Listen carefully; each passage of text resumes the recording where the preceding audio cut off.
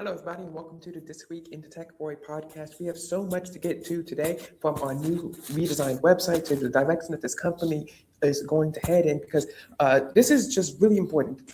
Technology is important. Technology will always be here. We're always going to have a need for technology journalism and technology consulting. However, I'm starting to feel slightly burned out by this because it's sometimes a bit repetitive. Sometimes I can't come up with any ideas because, of course, we need funding to go out there and test out new devices. Of course, that's what we did with the Motorola Razr phone. We took it from Amazon, we did a slight review of it, and we shipped it back, right? But that takes some time. It took me like a week actually to get my money back. So I want to be able to create content for you guys. I want to be able to express my opinions and express my beliefs without having to keep grinding out content for SEO. I have so many opinions and standards on things, but of course, due to situations beyond my control and lack of funding and, sometimes lack of media access, we don't have access that some of these other people have.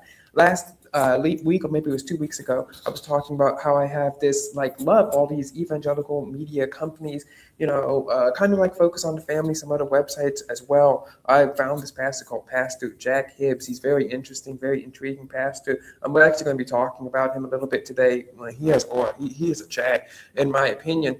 And and he has his own little television network with news and some other commentators, and all these companies, His Glory Media, and all these other random websites that I've been finding and trying to use ChatGPT to find, because there's two things that we have a problem with in technology: is that some of these sites that do interesting things like this and have that kind of evangelical vibe that I was talking about from 2003, super patriotic or whatever, right? You guys know implicitly what I'm talking about, but you can't really name one that I am trying to refer to. It's kind of like when you are against someone, or you're angry and upset with someone, and you know that they have wronged you and you are in the right, and then someone asks, okay, so tell me what they've done to you, and your mind kind of blanks.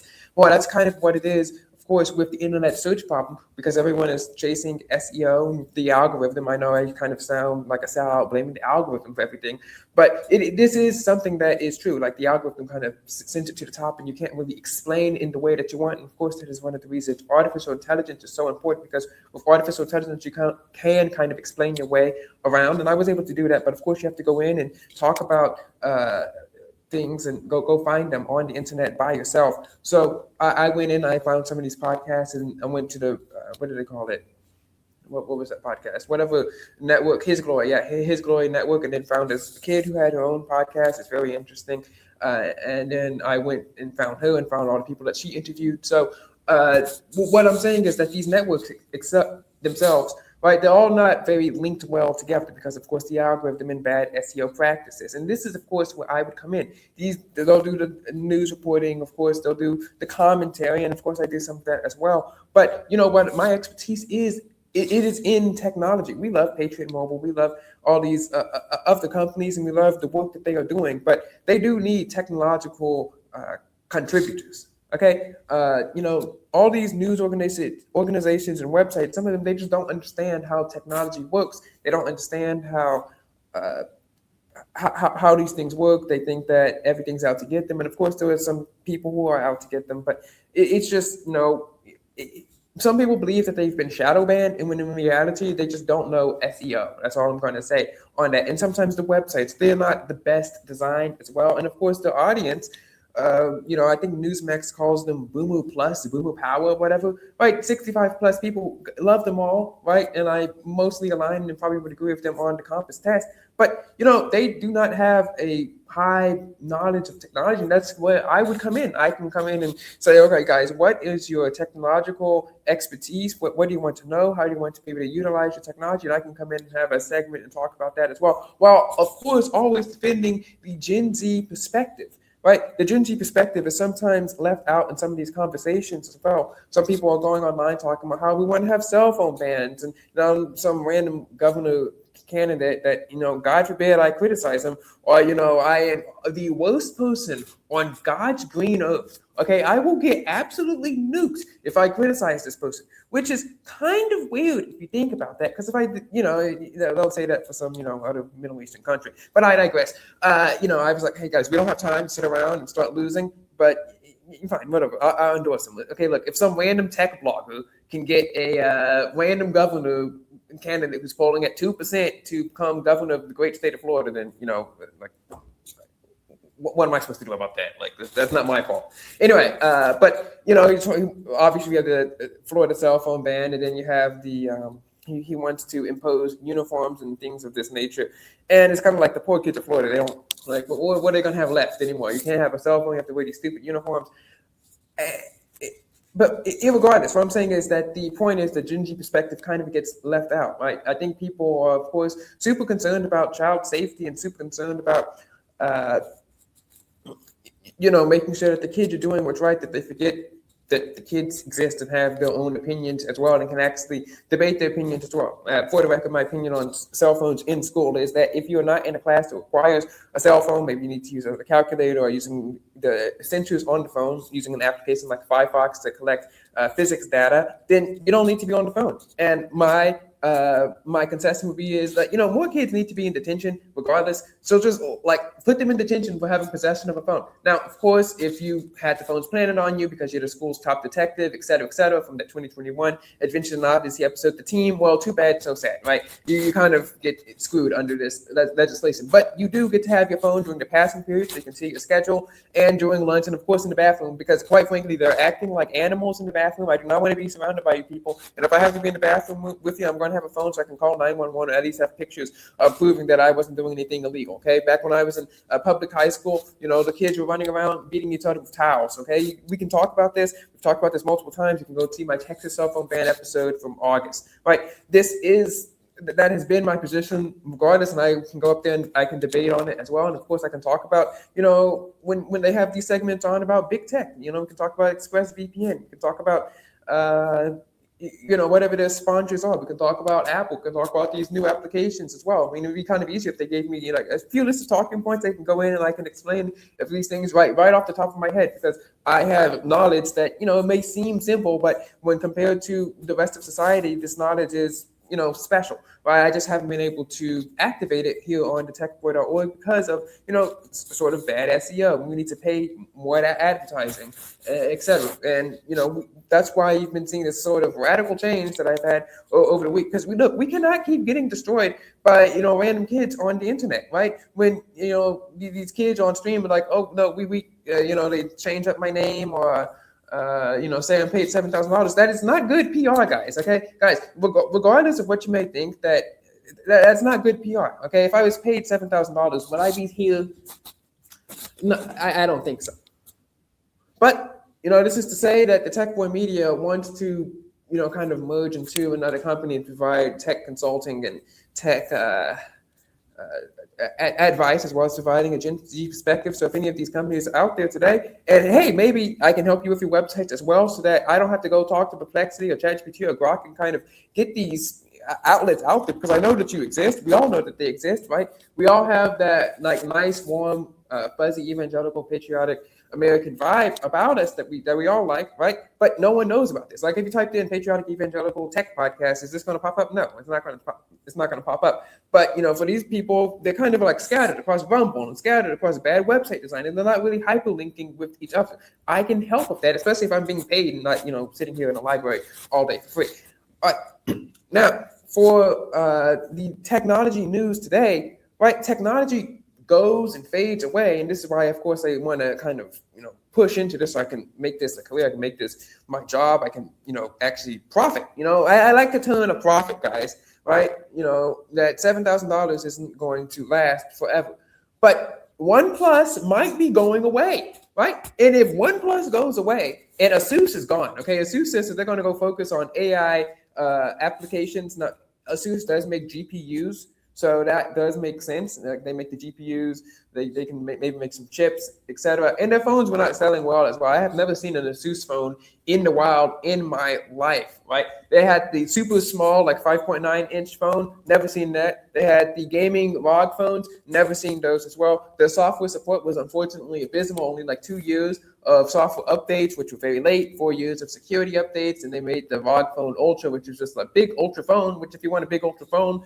Samsung makes those pretty well. There's no reason that anyone's going to buy an Asus phone in the United States of America, even unless it's a small phone or a gaming phone, which the gaming phone market, I don't really understand why it exists. Right? You have these flagship phones, the flagship iPhone, the flagship Samsung, and of course the flagship OnePlus phones that do more than enough, especially when the game content is so bad. The game library on Android is abysmal. It is trash. There's nothing interesting in there. No open world games, no high school simulators. The driving games like Asphalt 9 can run off of like a Samsung Galaxy Tab A9.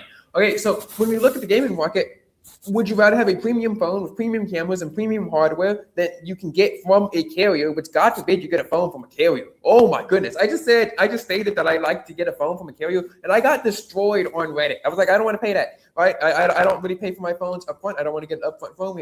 We had to deal with Sprint or T-Mobile, and this is what we do. I got like 28 downvotes, right? Heaven forbid that you ever disagree with the great Reddit. Heaven forbid that you ever disagree with the great Reddit. You will get destroyed. Anyway, right? You can get your Samsung phone either unlocked, or you can get it in a store, of course, unlocked, or you can get it in the carrier stores. Asus, I've never seen it in a store. I've never seen it in Best Buy. I've never seen it in Micro Center. The closest Asus thing that I've seen in Micro Center is an Asus laptop. Right? If you want to see an Asus product, you got to go to their website. You got to go through their website to hear of a phone brand that no one's really heard of. Right? I think they have like 10% on the computer market. So it's even worse than, say, HP or Dell got into the phone business. Because if HP and Dell got into the phone business, you'd be like, oh, I know HP. I know Dell. They make computers. Maybe their phones are good as well. Asus, like, no one really hears about them. Right? And Samsung, right? They make computers and no one really hears about them. But like, I have a Samsung phone. My Samsung phone's good, so maybe I'll try out their computer. That's how they're able to exist. Also, Samsung, they make tanks. They make apartments. They'll be fine.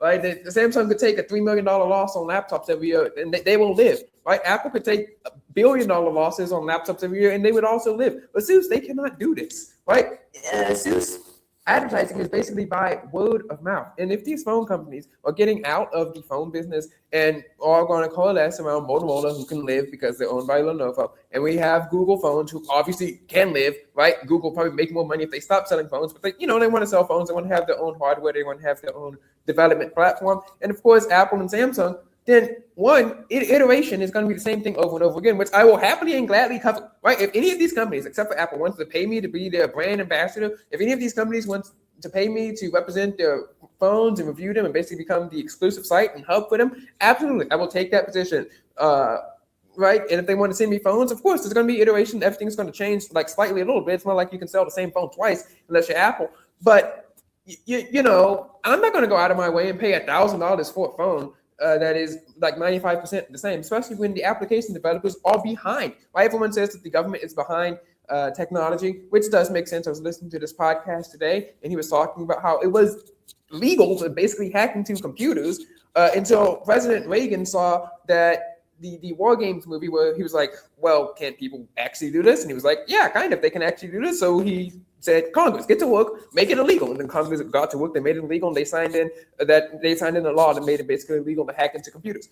Well, do you know what's even before technology? Application development. The hardware on our devices is infinitely more powerful than what we use it for today. Now, this does mean that we do get bloat. We get, waste, fraud, and abuse, as Natalie Winters would say if she was on a tech podcast, which she wouldn't be unless she comes on my podcast. But I digress from that. Look, we have 12 gigabytes of RAM in a phone, or maybe eight, because, the great evil AI, how dare you like artificial intelligence, the great evil AI might actually,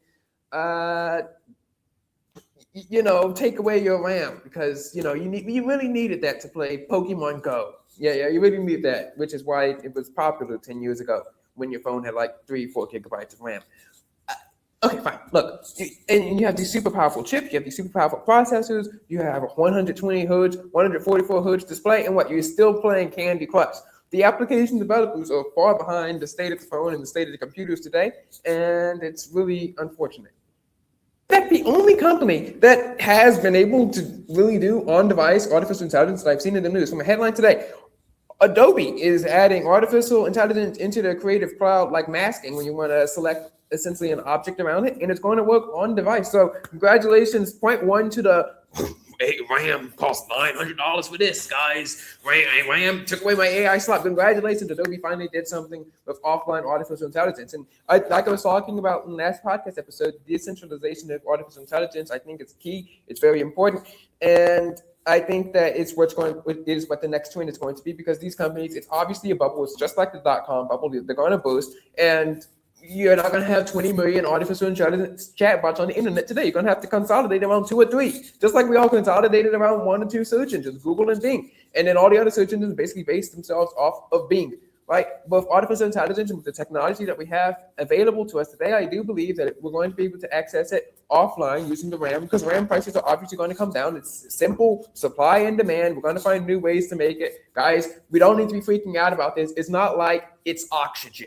Okay, it's not like artificial intelligence companies are taking oxygen that you need to live. Right, in 1960, do you know how many gigabytes the average human needed to live, of RAM they needed to live? 0. And in 2060, do you know how many gigabytes of RAM the average human is going to need to live? Also 0. Do you know why? Because RAM is not food, water, or shelter. Okay, RAM is not a human right. RAM is not an essential to live. It's a nice thing to have, good to have in your computers. But okay, we need to stop freaking out about this, guys. Right, you will be able to play GTA 6 just fine. Okay, maybe you won't be able to play it on the extreme high settings. Who cares? Like, seriously, who cares? And this, once again, I'm going to fight for AI till my last dying breath. I got that mixed up. The Adventures in Odyssey fans, you guys know the audio drama. And for those of you who don't know, guys, let's call this our rated segment for today. The audio drama that was built in 1987 and still exists today, and is unfortunately only on streaming. Point 1 for Focus on the Family for embracing technology there. The audio drama that in the 90s had this thing called the Imagination Station. For those of you who don't know, the Imagination Station is this artificial intelligence virtual reality station that can send you back in time to our Odyssey's history, or it can send you to Bible stories as well. So this is how Adventure Odyssey does their Bible stories. And it's this high-tech virtual reality machine that sends you back in time, essentially. But, it's computer coded, right? Adventure Odyssey, the same audio drama that had Nicholas Adamsworth in the 80s using dial-up hacking to hack into a computer and change people's grades, and then doing it again. And then the same audio drama that had a computer program called Applesauce. It's the most powerful computer program on planet Earth. Maybe it could do something with nuclear weapons. It could synthesize chemicals. The same audio drama that had a stolen laptop computer in the early 90s had a homing device. This is in when they go to Chicago. It's I'm blanking on the name of the episode, because when Mr. Whitaker and Connie go to Chicago, it's pre-1995, by the way, guys, like in real time. This is the same audio drama that has the Room of Consequences, like an AI-enhanced box that talks to you and gives you solutions based on the inputs and things that you select. All right, so Adventure in Odyssey is what sparked my interest in technology, sparked my interest in espionage, it's what sparked my interest in cybersecurity. Right, Adventure in Odyssey is a very tech-focused audio drama of all the audio dramas. Now, it doesn't get tech all the way correct, but it does get it, somewhat correct. Now, when it did talk about real technologies that you and I could actually interface with today, or the listeners could back in the 90s and the early 2000s. Right? Oh yeah, I almost forgot about this. Novacom, this thing where they had basically using cable boxes to change people's minds and control mind control, essentially. Right. So Adventure Odyssey is very tech focused, very tech centric. Right. And this is what caused me to like technology as well. Right. And for the technologies that you and I could actually interface in our everyday lives back in the 90s and the early 2000s, like say the internet or television, right? They mostly were on it as well. Of course, they are an evangelical company, so they basically do the whole split. Guys, this technology can be used for good. This technology can be used for bad. Guys, how can we use the technology to glorify God? Boom. That is literally every evangelical company's stance on AI. It stands on television. It stands on social media. It stands on the computers. Every single one of them. This is why I'd be so good at this job, because I know the answers that they want to every question. Now, can we debate on that? Sure, but like, why should I? Like, I don't really have that much. I don't have stock in artificial intelligence, guys. Like, if they want me to say that for $50, I'll say it. But the Adventure Odyssey fans are hating Adventure Odyssey, again, the tech-centric audio drama, for using artificial intelligence in their Instagram posts for their character design. Now, it's not official. They're not saying it's artificial intelligence, but these people, for some reason, who hate artificial intelligence so much that they're literally zooming in onto like people's shoelaces to try to find inaccuracies or whatever, are trying to say that it's unethical for Adventure Odyssey and Focus on the Family to be using artificial intelligence. Now, I do not get why people who are opposite Focus on the Family's political spectrum, I guess, are really huge fans of Adventure Odyssey. Like, this is an actual thing. Focus on the Family, if they were on the political compass, would be like center right? Half the Adventure Odyssey fans online or align with Focus on the Family because their parents grew up with it. They listen to that. They listen to broadcasts. They listen to Adventure Odyssey. Right now, of course, I agree and align with Focus on the Family as well. I agree with Baby Citizen. And then they'll be like, nah, guys, we don't actually agree with anything the show says about the inerrancy of the Bible. We don't agree with that, guys. Nah, we just like the show, but we kind of think that they're, a bit homophobic. We think that the show, had some, what do they call it? It's not inappropriate, problematic episodes, but we still like the show. We're going to bash on it. It's so ridiculous. I mean, there was this one guy in the Adventure Odyssey subreddit who was saying he was an ex-evangelical, and I asked, and he didn't like that Adventure Odyssey was using artificial intelligence. So I asked him, guys, so are you still a Christian? Because you can obviously be Christian, not be evangelical. Maybe converted from evangelical to Catholic, right? So maybe we can have an actual debate on this. He thought it was immoral, unethical for Adventure Odyssey, Focus on the Family, using artificial intelligence. And then he said, no, I'm not a Christian. Respectfully, why the heck do I care? Why the heck do I care what you have to say about anything regarding morals and ethics? Right? The only source for morals and ethics, and I will say this, I've said it before, I've said it again, the only source for morals and ethics is the Bible. And people are like, what? What? So you're saying you'd murder someone if it wasn't in the Bible? Look, guys, the Bible is the only source of truth in the world. That is unequivocally true. Guys, God created earth. God created all of us and the earth in it, right? And God said it's wrong to murder. It's wrong to murder because we are created in God's image.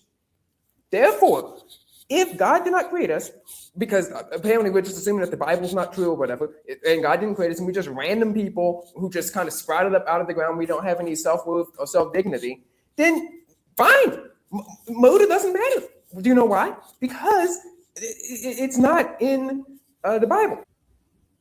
And of course, these people are going to point to natural law saying that, well, murder is wrong because we just know that murder is wrong. Well, guys, you do know that's in the Bible, right? That God has written certain laws on our hearts, right? Murder is wrong because we were created in the image of God. Every law that has been prescribed has been set by God. You know why? Because he created this earth and he created the rules for it. It's like I talked about SSILTW and GCAM. Right, the rules of the school, the way high school geopolitics worked, right, was that you had GCAM on one side, JVN on the other side. Now, I could have maybe tried to come in and try to rewrite the map, kind of rewrite the rules of the school, but that kind of would have broke the way that the school worked. The same way, God created the earth. He created everything in it. He created the rules that are set here for it. So we're going to just pretend that the Bible is not true, and that the Bible is not inerrant, and that the rules that we have are not set up on our hearts because God put them there. Then we can do whatever we want. But in this hyper-theoretical simulation, obviously, this doesn't happen. That's not a thing that you can do. We cannot say that something such and such is wrong just because I feel like it's wrong. Why should I listen to you, a random Redditor? What? I should not listen to any Redditor about what wrong or right is, ever. Look, if let's pretend that the Bible doesn't exist. If a Redditor is for it, you should be against it. That would, if a Redditor is for it, you should be against it. That is morals 101. Morals 101. If Reddit agrees with something, you should be against it.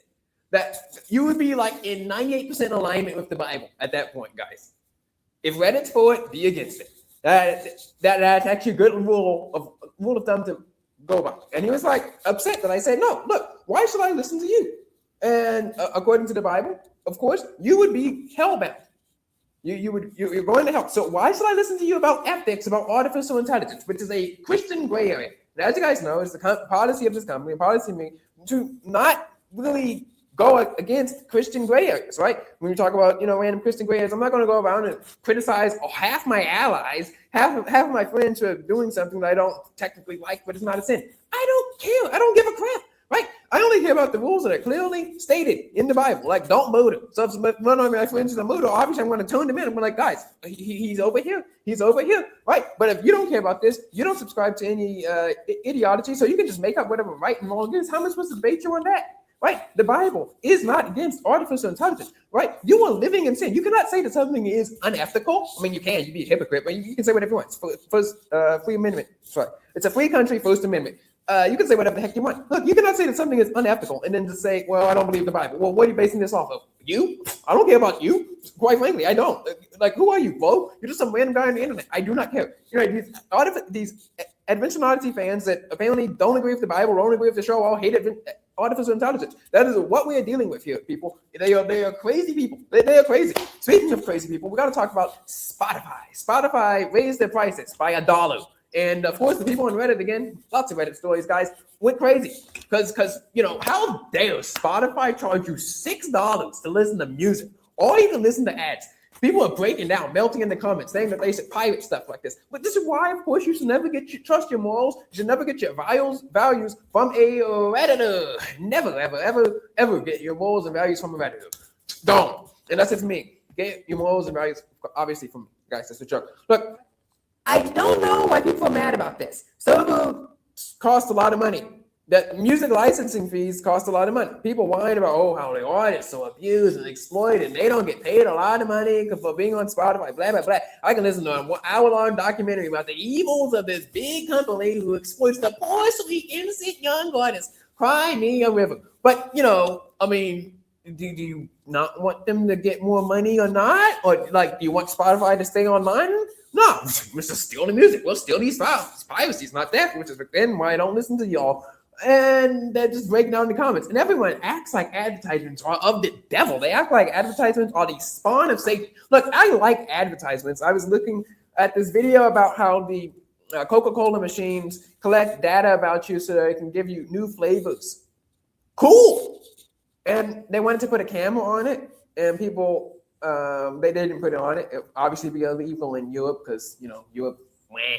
But, you know, and it might be in the United States. And people, of course, like, the United States has terrible data privacy laws. The United States, we don't want these advertisers tracking our data. Wah. No, I actually like it. I want these advertisers to know what I want. I want the algorithm to be good because, quite frankly, the YouTube podcast algorithm is not good. And I'm having to resort to ChatGPT and Perplexity to recommend me new content, which the only new content that I've been able to find, which is accidental and fluff, probably because of the work of God, is, of course, the Jack Hibbs podcast. You know, that guy has aura. Absolute aura. Almost agrees with me on almost everything. You know, he is a little crispy on, you know, he's like crispy in the mind, crispy in the mind on the you know, modesty issue. But, you know, I can probably out debate him on that as well. But look, who cares? Like I said, I'm not going to throw my allies under the bus, right? I'm not going to throw crispy in the mind under the proverbial bus again.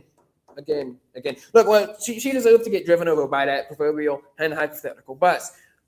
But, you know, I could probably out debate him on that, but, you know, everything else, every other issue, complete and total alignment. He was talking about how the FBI and the NSA have this software that can recover deleted data that's on any computer, and that for Apple to sell phones and laptops, they can't actually delete stuff like that. And this is, of course, why I come in and I'd be like, that makes zero sense. Like let's sit here and think about this, guys. Let's actually think about this. If it's impossible to delete something off of your computer, then the laws of physics would have been broken. Because if you have a box that can only hold two things, right? And you have two things in the box, and you want to add another thing to the box, thing 3, you got to take one out, and that thing goes away.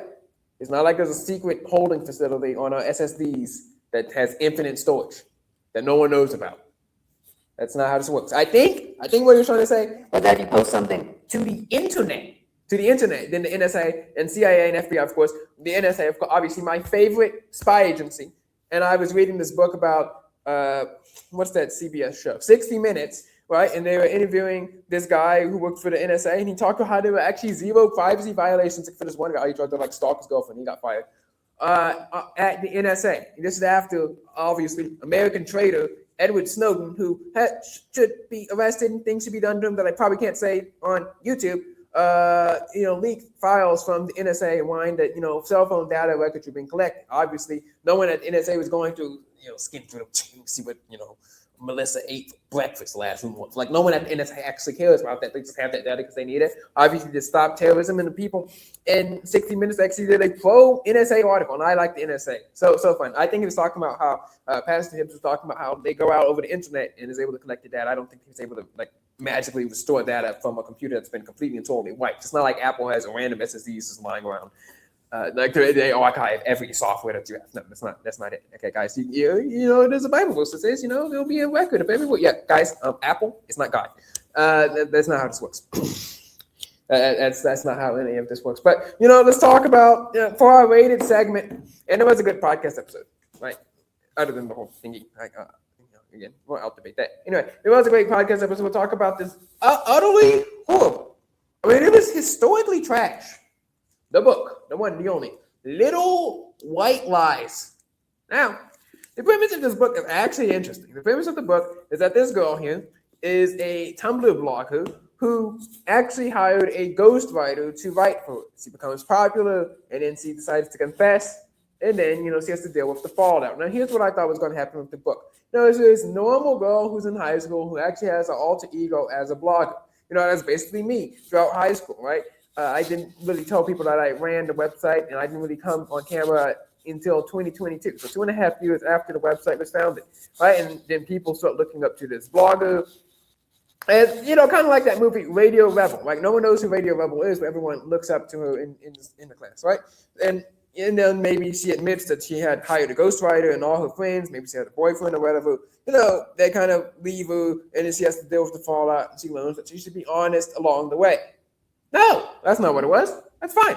Utterly fair, right? No, the premise is people know who she is.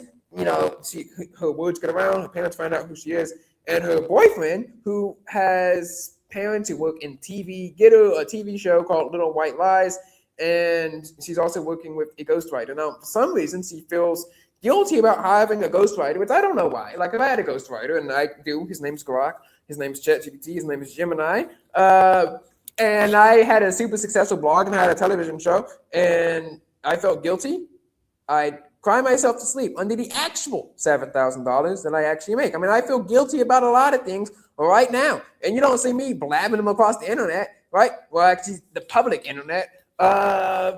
So, I don't really understand the premise of this, but let's move on. And then she sends it as an email, but it somehow gets intercepted, and then her life gets destroyed by these television hosts. Now, let me tell you, that's just in the first half of the book. The second half of the book is, in this book, I'm going to explain to you this why, the setup is nonsensical. Absolutely nonsensical. So the people who own the television station, Pulse TV, destroy her life because they somehow intercepted her email communications, and they fire her from the television show. And then they call the ghostwriter. They bring him on the show, humiliate him, fire him from the television show so they can launch their own television show. Now, these people are described as alien in the book, and apparently they are the grandsons of King Leopold II. Yes, the very brutal leader of Belgium who caused slavery in Africa. That guy. Just name dropping this random guy. Okay, that would be like saying the grandson of Adolf Hitler was in a book somewhere. Like, okay, and what kind of a book is this? But no. Nonetheless, they want to send laptops to a bunch of African children that have access to the satellite and the internet, but only sites that they approve, which are apparently white supremacist websites saying that King Leopold II was good. And the websites and satellite link-ups and hookups are going to be used to hold Bitcoin. And they needed to destroy some random teen bloggers so that they could promote their television show. But don't be afraid, because this random teen blogger, his boyfriend, is apparently a master computer hacker, and he hacks us by exposing their emails.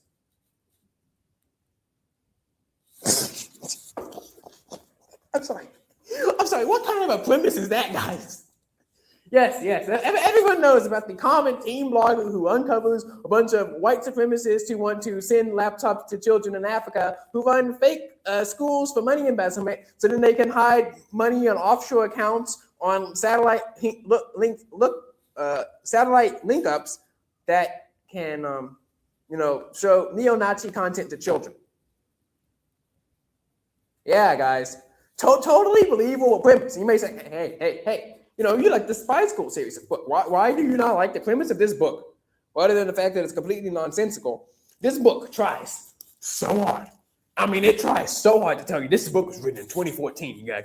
This is 2014, and this is how it does it. First of all, it name drops every social media platform that ever existed in 2014. Instagram, Tumblr, Snapchat, any app you can think of, they name drop it. Google, YouTube, right? They write in such a way that they think a teenage girl would talk.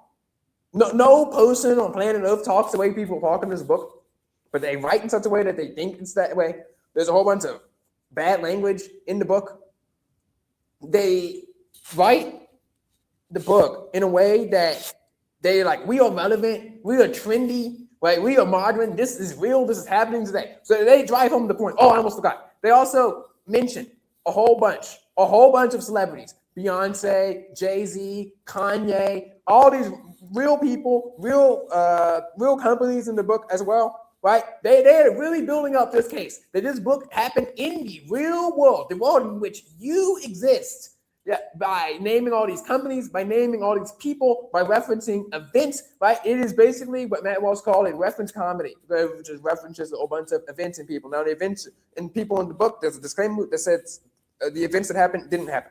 Right, but for the entire first half of the book, before the girl gets exposed and her hacker boyfriend exposes that they want to use satellite-connected computer laptops from African children to hide Bitcoin or something like that, right? It is painfully kind. I mean, insufferably kind. And then they go spin this plot twist of something that's not remotely believable, guys. Not remotely believable. No, that's not. Never has this happened in America, which is they reference that this book is in the United States. We know this book is in the United States. You know why we know it's in the United States? Because they mention it multiple times. Okay, so I'm not just guessing, being America centric or whatever, which isn't bad. I'm just saying. Look, it never has this happened in America, let alone the world. The plot, it would be like if you take the plot of Superman, right? The ending plot of Superman, but then you have a real book that happens right against it. So you're writing a novel, everything's real, everything's calm, everything's normal, right? Things happen that actually happen, right? The physics works. It'd be like an episode of that Mythbusters, right? Where you're actually in the real world, you're using the laws of physics, you're running by the rules that are set in, the actual life, and then all of a sudden, Superman just randomly appears on the TV show. That's basically what happens in this book. And the first half of the book is trash. It's filled with a bunch of bad language. It's kind of hard to flow because half the book is written in text messages. I'm not reading these text messages. Look, if I wanted to read text messages, I have this thing called a phone that lets me read text messages from actual people that, maybe I actually want to talk to. Did you think about that? Guys, let us write books that actually make sense. If you want to write a book that exists in a nonsensical land, we'll set up the premise like that. Spy School is a good example. Well, the premise is it's a bunch of kids in school who are spies, and they work at the CIA, right? So once we accept that premise, everything that happens in the spy school books makes sense. Because look, if there's a school for good spies, maybe there's a school for bad spies. Spider, that makes sense. When you read a comic book, if you accept the premise that there's a bunch of superhuman people flying around, right, then the stuff that happens in the comic books makes sense. But we were forced to accept the premise that everything that happened in this book was real, could have actually happened to us. It could have been my Tumblr blog that blew up. It could have been your Twitter page that blew up. And then you have this random plot twist.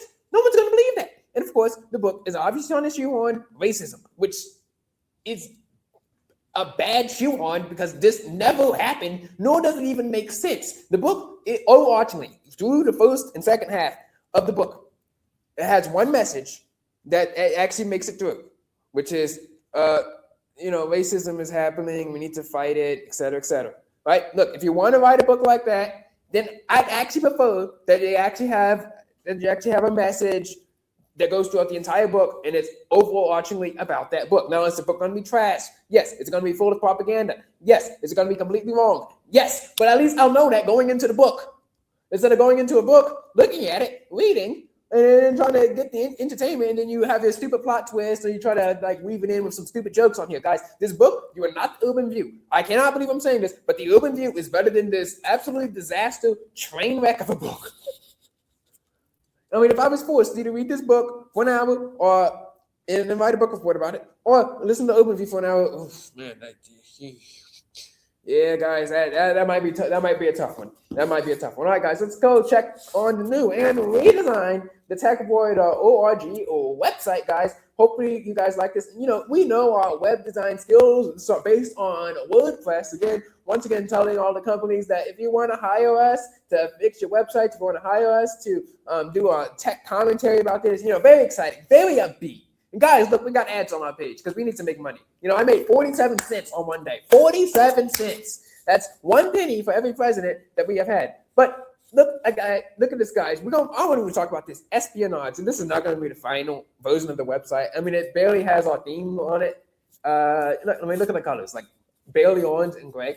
But this is a lot better than the last website that we had. Let's talk about how you can get some satellite imagery on your phone. This is the kind of stuff that I'm talking about. This is the kind of stuff that I'm interested in, right? Espionage, spying on people. Like I told Noah Weave on podcast, I like doing OSINT. I like finding things out, right? It's just so much fun.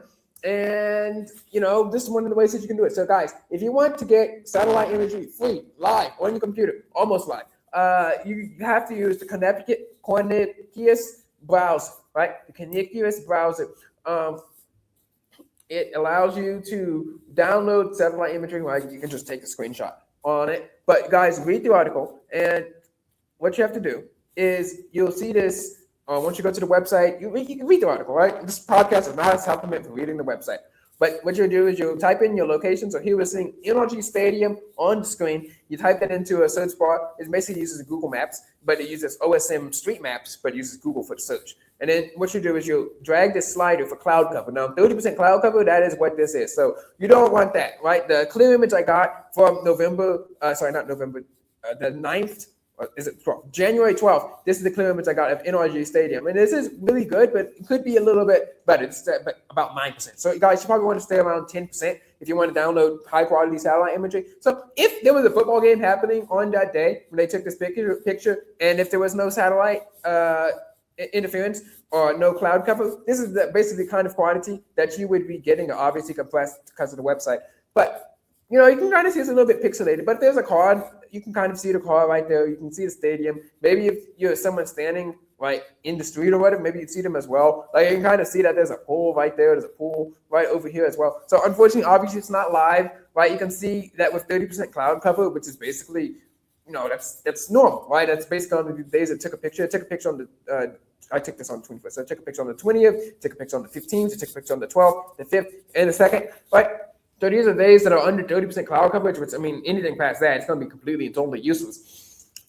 You maybe get a picture 3 times a week, right? It's not live. You only get it at one specific time. But, hey, maybe if you're a teenager and you're at a party on a specific day, you might get busted this way. Now, it did use a lot more pixelation when I searched up my house and some other residential areas when I searched up my school. So it might not be as good for that. But if you're looking at some sort of mass event, maybe trying to investigate some sort of protest, like all the stupid walkouts the kids had yesterday when this is being taped. Yes, guys. I'm sure that the president of the United States is going to be like, well, kids aren't in school.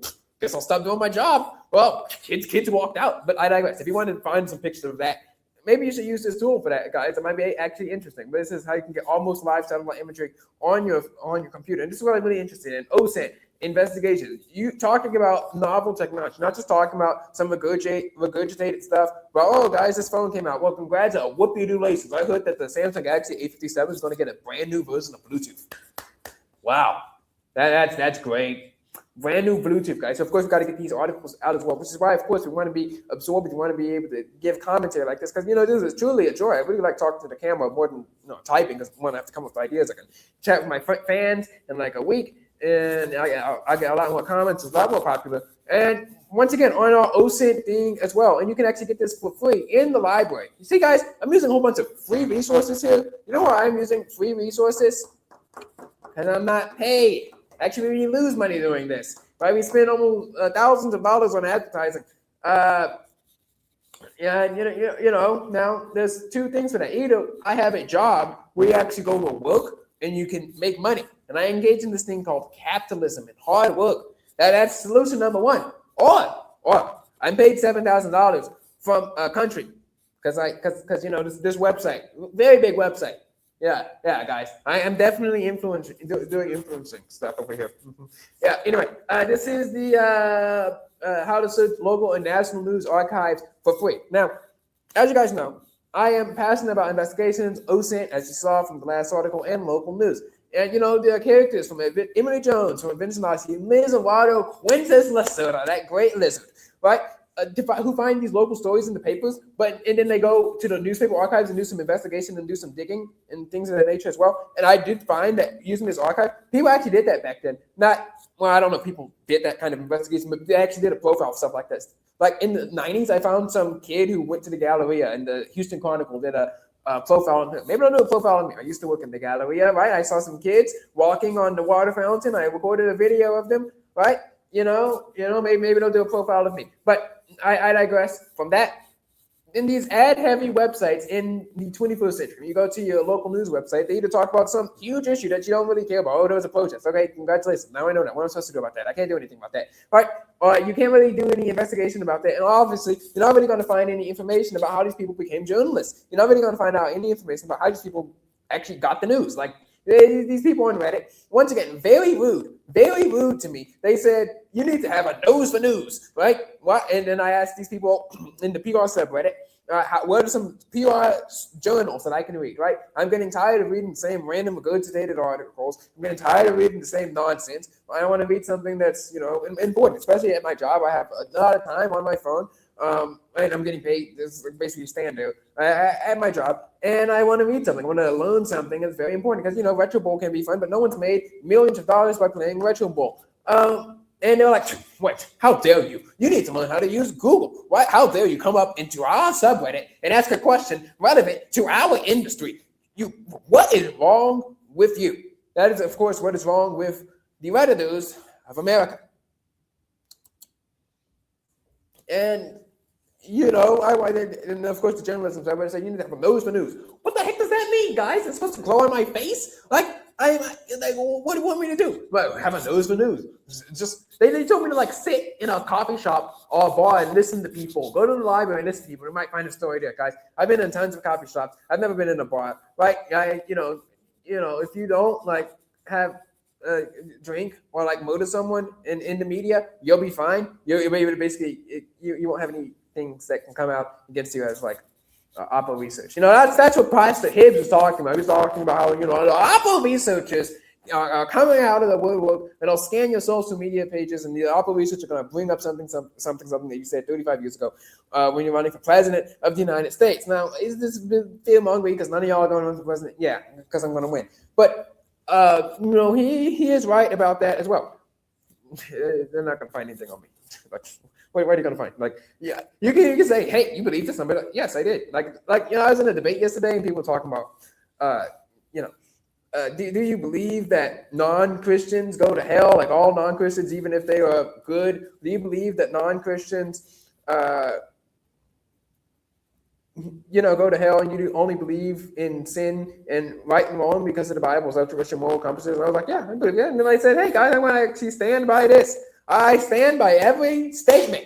I stand by every statement I've ever said, from sin to morality to my comments on, the efficacy of debating with random people on the internet. You know what I'm talking about. If you're running for governor of Florida and you're polling at 3%, I stand by that. Now, did I endorse the guy? Yeah, because I'm not going to stand here and get murdered. I'm not going to stand here and get run over by the people on the internet. That's I stand for right and wrong, but I also stand for winning, and I stand for strategy. And the strategy, guys, if you want me to back this random governor candidate, I'll back him, whatever.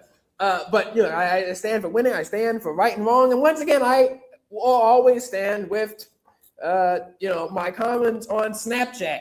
Yeah, guys, they're talking about, I'll never live this down, guys. I'll be 85 years old, and these people are going to be like, you want your daughter to have a 3 million snap score. And, I've made the snap score jokes before. I've talked about how these random kids in the room, the kids that we once interviewed, the Insta-takus, who, of course, have thousands and thousands of followers and, have so much ambition and potential, but they don't know much, so they don't really execute on that.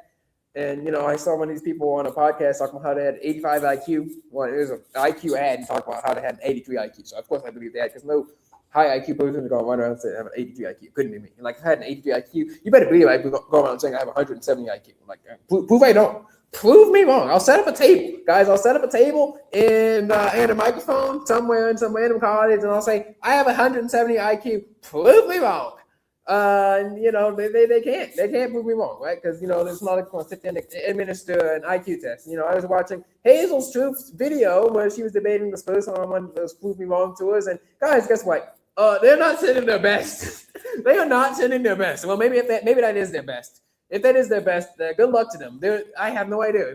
These people shouldn't be allowed to vote. Like, if you get proved wrong just by standing up in a microphone where you can, like, look stuff up on Google, like, I don't know what to tell you guys. Either one, who points are irrefutable, which they are, like, guys, don't motive, or two, like, you're just really bad at debate. And when your point is irrefutable and you're bad at debate, she's gonna absolutely crush you. You're dead, guys. You're done. But anyway, back to the 3 million Snapchat score, guys. Look, these hypothetical kids, they're gonna be leaders. They're of course going to weaponize everything that is legal and within the guidelines of ethics and the Bible. And obviously, Snapchat is within the guidelines of ethics and the Bible.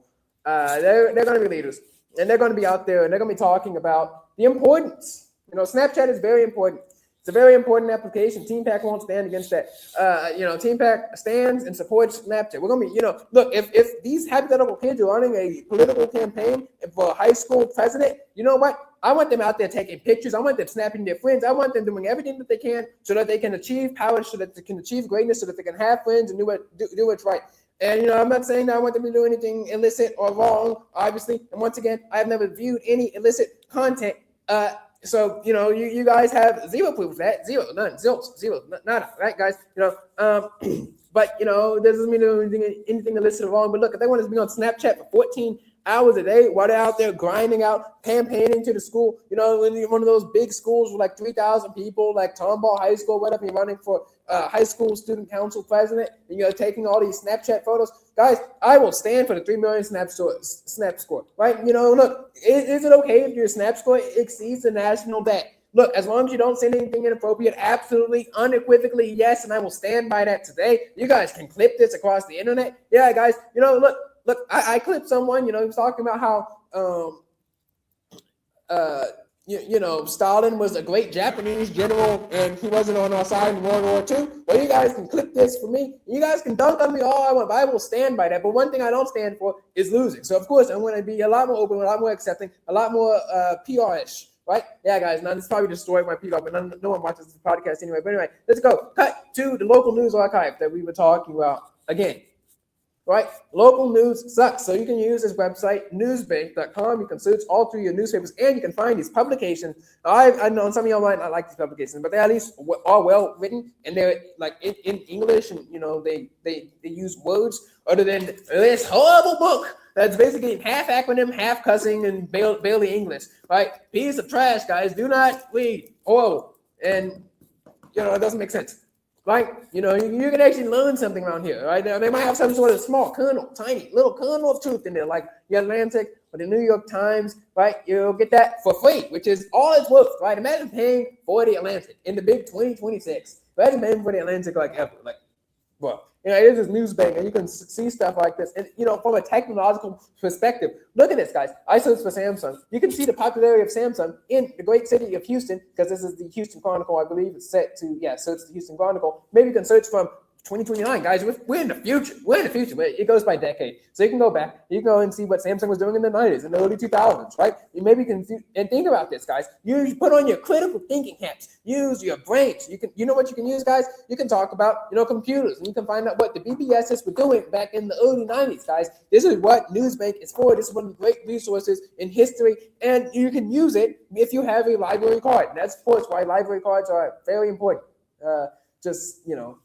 Some of the books, trash, like this one, Little White Lies. Horrible book. And you guys can read about Apple Creator Studio. It's one of our artificial intelligence newsroom articles. Let's see if we have more to talk about today. We can talk about CES later. That's all we're going to have for you today. And remember, I stand by everything, every word that's coming out of my mouth, every tweet that I made, every post that has gone out onto the blog, except for that one about political control. I stand by everything that I've ever said and ever will say. And guys, if you want to hire me, obviously contact at thetechboy.org. God bless. Tech talk to you later. And of course, and God bless America.